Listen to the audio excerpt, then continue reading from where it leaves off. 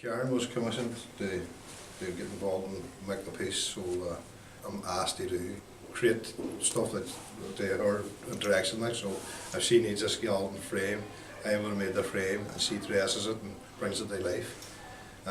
So I'm more the craftsman and she's the artist. So it was Ollie Green that brought me in, and he showed me a drawing of the skeleton he wanted made, and it was a drawing that Joe had designed. And so he asked me, basically, there's a drawing, can you make this around about 20 foot? And I said aye.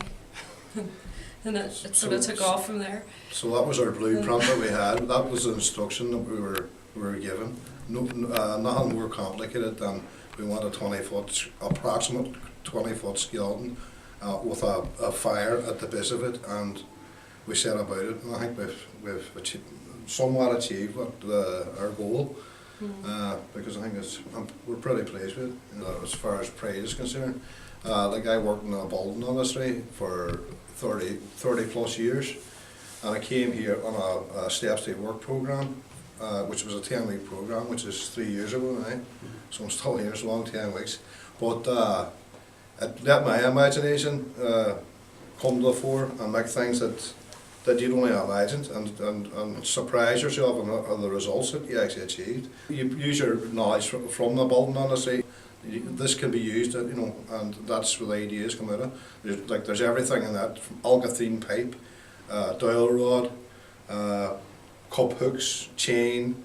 There's even the back of a garden furniture chair, which actually forms the bottom rib of the torso of the skeleton. So you actually use everything that you can think of, that can be utilised in the best possible way. Well, it's a fantastic thing that Billy's talking about, maybe the accumulation of 30 years experience in a trade, and we can bring that to bear on an artistic, creative project, and that reflects very well when you see the props.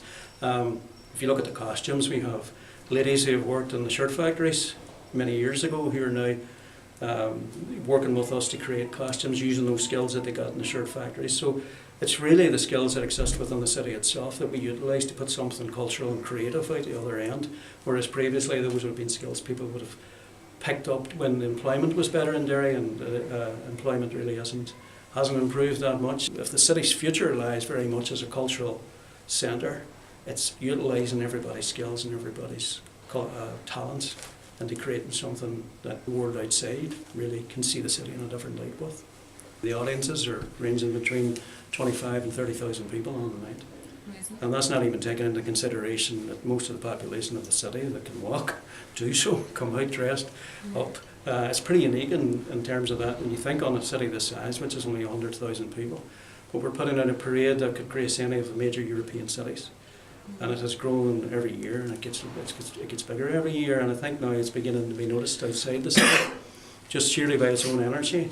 And I think uniquely the thing about the Halloween pageant in Derry is that it has grown organically from people themselves. It hasn't been anything that's been led by a local authority or a local government, but it's just people themselves coming together with a general idea of just enjoying themselves and bringing that character that's unique to the city out onto the streets and putting it into costume, giving it another dimension as such.